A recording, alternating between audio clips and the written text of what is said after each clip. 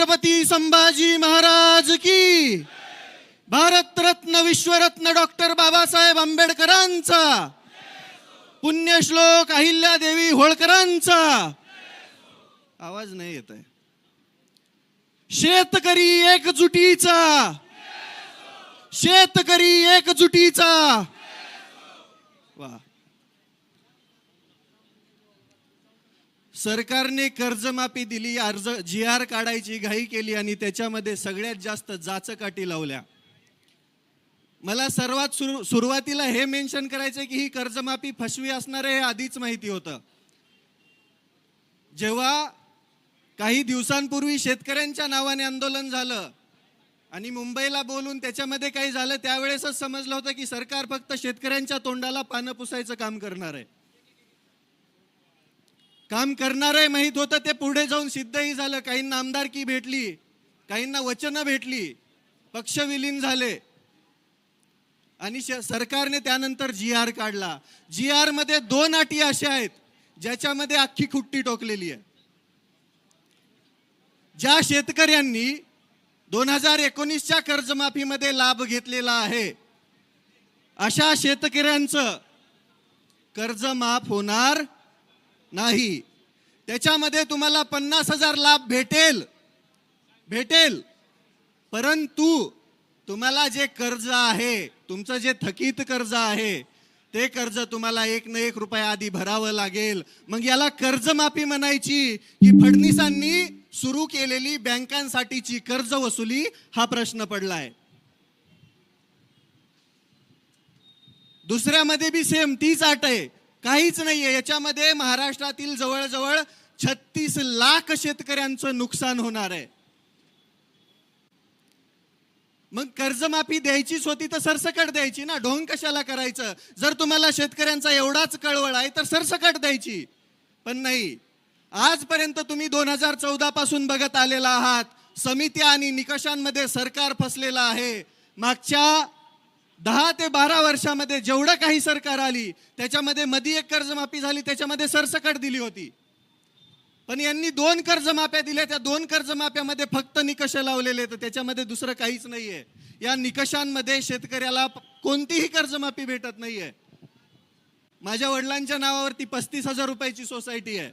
मागच्या वेळेस बी तो 50,000चा लाभ भेटला नाही, यावेळेस बी भेटणार नाही. मग कसं म्हणायचं की माझ्या शेतकऱ्याला, माझ्या शेतकरी राजाला कर्जमाफी भेटते म्हणून? जी मुख्य मागणी आहे, हेच मुख्यमंत्री देवेंद्र फडणवीस साहेब म्हटले होते की मी सत्तेमध्ये आल्यानंतर शेतकऱ्यांचा सातबारा करणार, कोरा कोरा कोरा कोरा कोरा.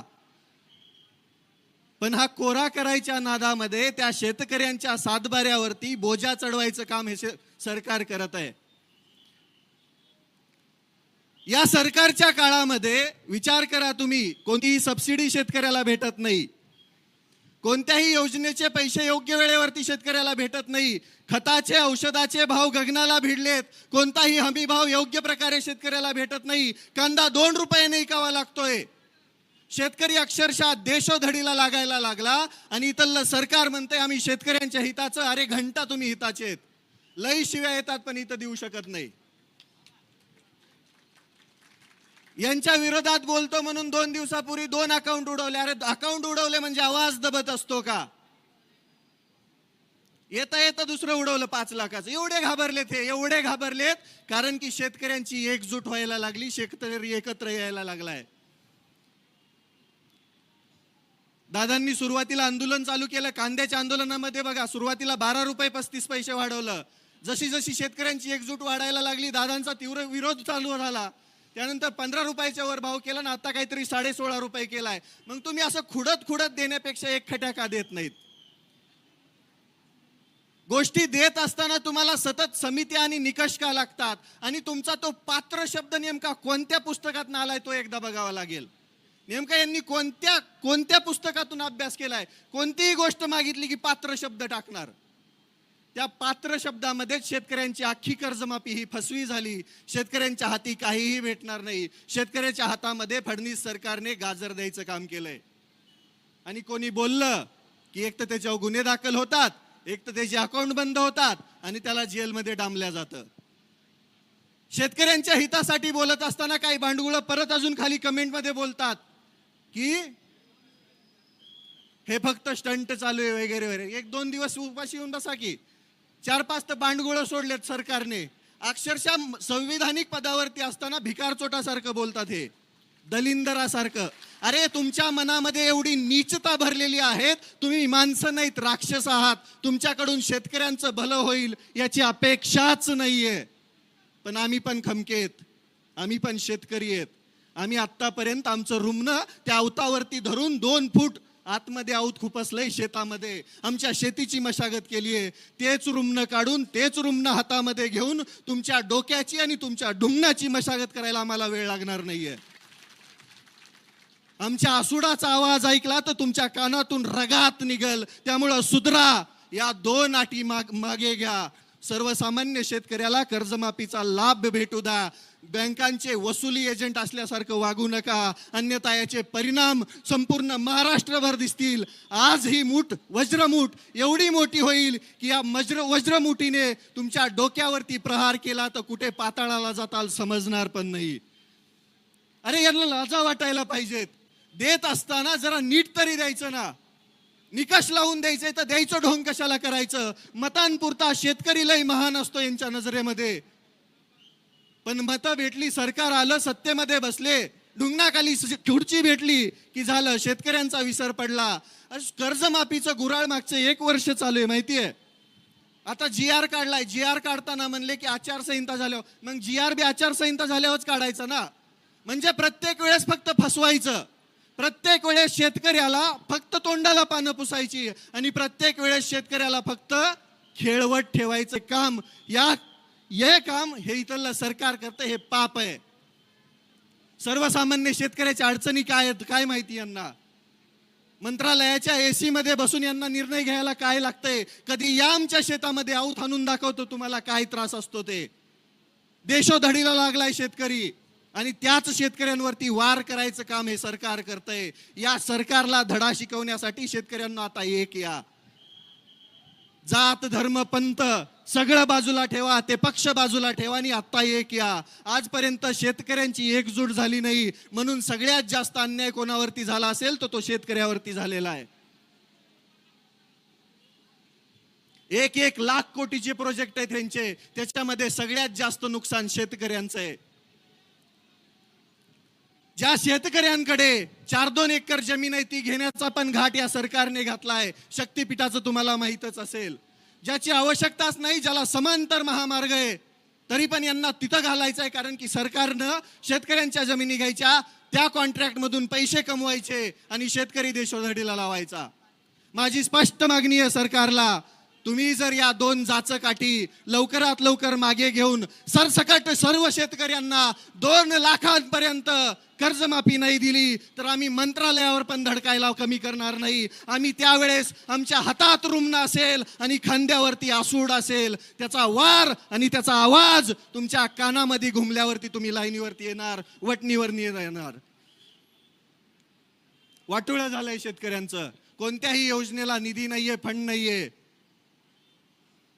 सर्वसामान्य शेतकऱ्याचे आता पेरण्या तोंडावरती आहेत, बियाणं व्यवस्थित उपलब्ध नाहीये. या वर्षी तर दुष्काळाचं सावट आहे. खुद मुख्यमंत्रीच म्हणताय की 1950 सारखा दुष्काळ पडणार आहे जणू. मग याच्यामध्ये शेतकरी कसा जगणार नेमका. त्याच्या डोक्यावरती कर्जाचा डोंगर असताना तो सर्वाईव्ह कसा करणार, जगणार कसा, आणि तो पुढे त्याचं कुटुंब कसं जगवणार, हा प्रश्न आहे शेतकऱ्यांच्या पुढं. काही नसतंय, सर्वसामान्य शेतकऱ्याच्या हातामध्ये काही सुद्धा नाहीये. बियाण्यांपासून ते विक्रीपर्यंत सगळं काही सरकार ठरवणार आणि ज्या वेळेस माल येतो त्यावेळेस पण त्याचा भाव बी सरकार आणि आडते व्यापारी ठरवणार. शेतकऱ्याच्या हातामध्ये धतुरा कायमस्वरूपी तेच लागत आलंय. सर्वसामान्य शेतकऱ्यांना लुटायचं काम इथलं सरकार करत असताना आपण शांत बसून चालणार नाही. माझी त्या सर्व महाराष्ट्रातील शेतकऱ्यांना विनंती आहे, आज आमदार रोहितदादा पवारांच्या पाठीमागे उभा राहावं लागेल. 3 दिवसापासून पोटात अन्नाचा कण नाहीये. हे आपल्यासाठीच चालू आहे. जर माफी झाली तर ते सगळे 36,000 शेतकरी त्या निकषांमध्ये बसणार आहेत. त्या 36 लाखांपैकी कमीत कमी 36,000 तरी इथं दिसायला पाहिजेत. त्याच वेळेस इथल्या सरकारवरती दबाव बसणार आहे. माझी महाराष्ट्रातील सर्व शेतकऱ्यांना विनंती आहे, कुठं बी असा पण पंढरपुरात दिसा. आजपर्यंत तुम्ही वारकरी बनून इथं आला होतात, आता एकदा शेतकरी बनून पंढरपुरात यायची वेळ झाली आहे. आमदार रोहितदादा पवारांचे हात बळकट करायची वेळ झाली आहे. हे तुमच्यासाठी चालू आहे फक्त. याच्यामध्ये कोणता स्वार्थ, कोणता स्टंट किंवा अजून काही नाहीये. मुळातच या राज्यामध्ये विरोधक ठेवायचाच नाही असा सरकारचा घाट आहे. त्याच्यासाठी 4-2 भिकारचोट सोडलेली येतं. काल एक जण बकवास करत होता, दलिंदर. अरे 2 मारावे वाटले, आई शपथ सांगतो. नाव घेतलं लई बुडाला आग लागल, घेणार नाही, तुम्हाला समजून गेला असेल. लाजा वाटत नाहीत का तुम्हाला बोलत असताना? लाजा. अरे जनाची नाही मनाची तरी ठेवा ना. कोणीतरी शेतकऱ्यांसाठी लढत असताना तो स्टंट कसा असू शकतो? आम्ही तर तुमच्या सरकारमध्ये घेतलेल्या त्या कडूला बी पाठिंबा दिला होता ना. निघाला भिकारचोट, आम्ही काय करावं त्याला? शेतकऱ्यांच्या जीवावरती पोळी भाजणारी माणसं अशीच असतात. पण इथं नाहीये ना तसं. मागचा जर विचार केला तुम्ही तर कांदा आंदोलनामध्ये शेतकऱ्यांचा फायदा झाला दादांनी आंदोलन केल्यानंतर. मग या आंदोलनाचा पण फायदा शेतकऱ्यांना होणार आहे, हा विश्वास आहे आम्हाला. आणि आम्हाला माहिती आहे, की हे स्वाभिमानाचं रक्त आहे, हे शेतकऱ्यांसाठी लढणारं रक्त आहे. म्हणून आमचा जाहीर पाठिंबा दादाला आहे. आता माघार नाही. जोपर्यंत या 2 जाचकाठी सरकार रद्द करत नाही, जोपर्यंत सरसकट सर्व शेतकऱ्यांना 2 लाखांपर्यंत कर्जमाफी सरकार देत नाही, तोपर्यंत आम्ही माघार घेणार नाही. आता आम्ही शांततेमध्ये आहोत, आता आम्ही शांत बसून आहोत. याचा अर्थ असा नाही की आम्ही शंड आहोत. आम्हाला लढायचंही माहितीये. छत्रपती शिवरायांचा वारसा सांगतोत आम्ही. डॉक्टर बाबासाहेब आंबेडकरांनी दिलेलं संविधान, त्यांनी दिलेलं सगळं साहित्य वाचून इथं अन्यायाविरुद्ध लढणारे हात आहेत आमचे. सर्वसामान्य शेतकरी शिक्षित नसला, पाठीमागे असला तरी त्याला लढायचं कसं हे माहिती आहे. आम्ही लढणार, तोपर्यंत लढणार जोपर्यंत शेतकऱ्यांना त्यांचा हक्क भेटणार नाही. आम्ही लढत राहणार, शेवटच्या श्वासापर्यंत लढत राहणार. उद्ध्वस्त व्हायला लागली आहे शेती, उद्ध्वस्त व्हायला लागलाय शेतकरी, आणि उद्ध्वस्त व्हायला लागलेत शेतकऱ्यांची कुटुंब. आमच्या शेतीवरतीच आमची लेकरं मोठी होतात, शाळा शिक्षण घेतात. पण नाही, बाकी काही असेल, फक्त आणि फक्त शेतकऱ्यांचं रक्त पिण्याचं काम इथलं सरकार करत असेल तर यांना धडा शिकवायची वेळ आली आहे. आणि माझी त्या प्रत्येक स्टंट म्हणणाऱ्या भिकारचोटाला विनंती आहे. त्या आझाद मैदानामध्ये लोळत असताना आम्ही बघितले डुकरावानी. तुझे कसले स्टंट होते आम्हाला बी माहिती आहे. आणि जर लईच हिंमत आहे तर माझा पट्ट्याचा आता चॅलेंज आहे, 15 दिवस तू शेतकऱ्यांसाठी उपाशी राहा, तेव्हाच तू आम्ही समजू की तू बी शेतकऱ्याची औलाद आहे. तू पण शेतकऱ्यांसाठी लढतोय, तू पण सरकारमध्ये राहून शेतकऱ्यांच्या हक्कासाठी भांडतोय. हाय हिंमत नाही. सत्तेच्या वळचणीला बसणारी ही बांडगुळ कधीच सर्वसामान्य शेतकऱ्यांचं हित बघू शकत नाही. आणि जो शेतकऱ्यांसाठी लढतोय त्यांना पाठीमागं ओढण्याचं काम इथली हीच बांडगुळ करतायत. अजून एक होतं, मंत्री झालंय पाठीमागून येऊन, समजलं असेल, म्हणे शेतकऱ्यांच्या नावाने वोट बँक. अरे वोट बँक तर तुम्ही चोरली शेतकऱ्यांची, शेतकऱ्यांना खोटी आश्वासनं देऊन. आणि प्रत्येक वेळेस राजकारण नसतं, कधी कधी समाजकारण आणि शेतकरी पण असतो, तो बघा.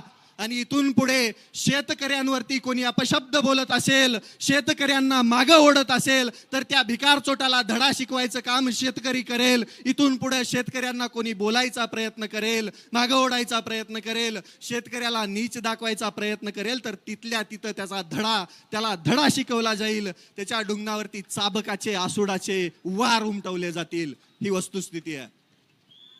लढावं लागेल राजांनो. ज्या सरकारला आपण स्पष्ट बहुमतामध्ये निवडून दिलंय, आता कसं निवडून आले ते तुम्हाला बी माहिती आहे. पण ते निवडून दिल्यानंतर आपल्यासाठी काम करायचं सोडून हे स्वतःची घरं भरण्याचं काम करतायत. आणि ही घरं भरत असताना आपल्याला लढावं लागेल, कारण की या राज्यामध्ये विरोधी पक्षनेता आपण ठेवलेला नाहीये.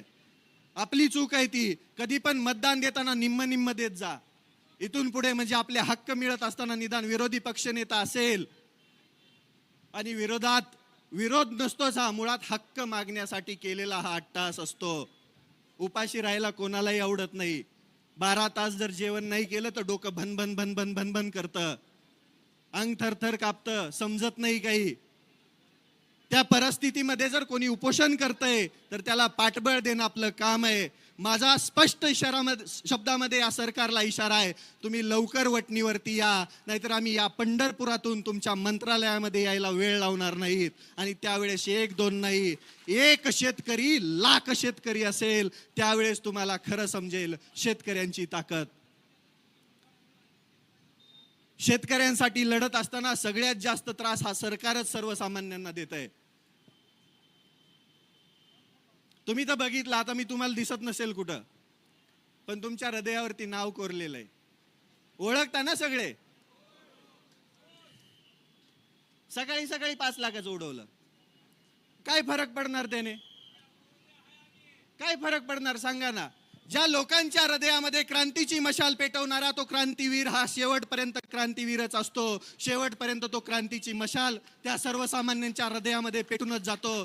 त्याच कर्जमाफी, फसव्या कर्जमाफीच्या विरोधामध्ये क्रांतीची मशाल आमदार रोहितदादा पवारांनी पेटवायचं काम केलंय. आमचा त्यांना जाहीर पाठिंबा आहे. तुम्ही सर्वजण कायमस्वरूपी, जोपर्यंत या जाचक अटी रद्द होत नाहीत तोपर्यंत आम्ही इथून हलणार नाही. आता आम्ही माघार घेणार नाही. आणि तुम्हाला वाटत असेल इग्नोर करताल, तर इथून पुढे महाराष्ट्रातील त्या चौकामध्ये त्या प्रत्येक शेतकऱ्याने जमायचंय आणि इथल्या सरकारला धडा शिकवण्यासाठी, इथल्या व्यवस्थेला धडा शिकवण्यासाठी प्रशासनाला निवेदन देऊन त्या प्रत्येक ठिकाणी आंदोलन करायचंय. तुम्ही पंढरपूरला येऊ शकत नाहीयेत ना, तर महाराष्ट्रातल्या कोणत्याही कोपऱ्यामध्ये तिथून आंदोलन करा आणि आमदार रोहितदादा पवारांना पाठिंबा द्या. त्याच्यामध्येच तुमची लढाई यशस्वी होईल आणि तुम्हाला तुमचा हक्क, तुम्ही मागितलेली कर्जमाफी भेटण्याचं काम होणार आहे. त्यामुळे एकत्र या, लढा. एकत्र आलात तरच आपल्याला आपला हक्क भेटणार आहे. वाटुळं केलंय या सरकारने, वाटुळं. कधी बघा जाऊन सर्वसामान्य शेतकऱ्याच्या शेतामध्ये जाऊन, बांधावरती जाऊन परिस्थिती. खताचे भाव गगनाला भिडलेत, गगनाला. बियाणं भेटणार नाही अजून 2-4 पाऊस झाले तर. आधी स्टॉक झाला काही जणांकडे, मग हळूहळू बाहेर काढणार. मगाशी मी एक पोस्ट वाचली, लई इंटरेस्टिंग होती, लई इंटरेस्टिंग. ते आपल्या अन्न आणि औषध भेसळ प्रशासनाचे आयुक्त म्हणून तुकाराम मुंडे साहेबांची आपल्या नियुक्ती केली आहे. मग देवेंद्र फडणवीस साहेबांच्या पेजवरती एक पोस्ट होती बीजेपी मुंबईच्या, की देवेंद्र फडणवीस साहेबांची कामगिरी इथून पुढे गुटखा विकणाऱ्यांवरती मोकोका कारवाई होणार. आणि याच्या 6 महिने आधीच नरहरी झिरवळ साहेब म्हणले होते की आम्ही बी मकोका कारवाई करणार, पण एकावर बी झाली नव्हती. कालपासून सगळ्यांवरती व्हायला लागली. म्हणजे एक माणूस सिस्टीम मधला काय करू शकतो, हे बदल घडू शकतो, हे तुम्ही बघता, पण त्याचं श्रेय लगेच दुसरे घेणार. बरोबर की नाही? तसाच अधिकारी जर आमच्या शेतकऱ्यांसाठीच्या असणाऱ्या कृषी विभागाला असला तर मामा पळूनच जातील लगेच. बरोबर की नाही? परवा दिवशी तर म्हणे एका शेतकऱ्याला, माझ्याकडे त्या शेतकऱ्याचा असो, अक्षरशः ऊस जळाला होता. ऊस किती असंवेदनशील असतात ही माणसं, तुम्ही बघा. ऊस जळाला, त्या शेतकऱ्याने उन्हात बसून आंदोलन केलं. त्याला पाणी सोडण्याचं आश्वासन भेटल्यानंतर आंदोलन मागे घेतलं. त्याची मागणी होती फक्त जळालेल्या ऊसाचा पंचनामा करा. अतिवृष्टीचे पैसे अजून आले नाहीत शेतकऱ्याच्या खात्यात. कोणत्याही विम्याचे पैसे मागच्या 2-4 वर्षात शेतकऱ्याच्या खात्यात आलेले नाहीयेत. पंचनामा करण्यासाठी कृषी मंत्री म्हटले की हे माझ्याकडे नाहीये, तुम्ही तुमचं बघा, तुम्ही मोठी माणसं आहेत. हे मनाने भिकारडे असणारी लोक आहेत. मनाने, पैशाने लय श्रीमंत आहेत हे, पण मनाने अक्षरशः भिकारडे. कारण की यांच्या मनामध्ये शेतकऱ्यांसाठीचा कसलाच प्रेम नाहीये, ना भाव आहे, ना शेतकऱ्यांचं भलं करण्याची ताकद आहे यांच्यामध्ये. पण आम्ही शेतकरी पण खमके आम्ही शेतकरी पण असे तसे नाहीयेत, आजचे कच्चे बच्चे नाहीयेत. आमच्यामुळेच तुम्ही आहेत.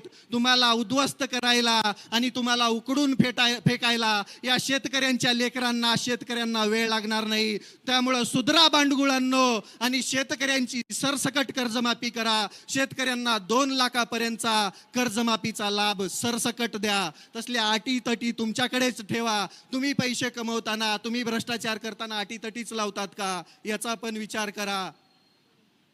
परत एकदा सांगतो, रविराज साबळे पाटीलच नव्हे, या महाराष्ट्रातला तो सर्व शेतकरी, ज्या शेतकऱ्याला आज गरज आहे कर्जमाफीची, ज्या शेतकऱ्याला गरज आहे त्यांच्या हक्काची, तो प्रत्येक शेतकरी आमदार रोहितदादा पवारांच्या आंदोलनाला, या उपोषणाला पाठिंबा देत आहे. सरकारने लवकरात लवकर जागं व्हावं, अन्यथा आम्ही रस्त्यावरती उतरलोत, आम्ही शांततेचा मार्ग सोडला तर तुम्हाला खुर्च्या सोडून पळून जावं लागेल. तुम्हाला खुर्च्या सोडून अक्षरशः महाराष्ट्र सोडून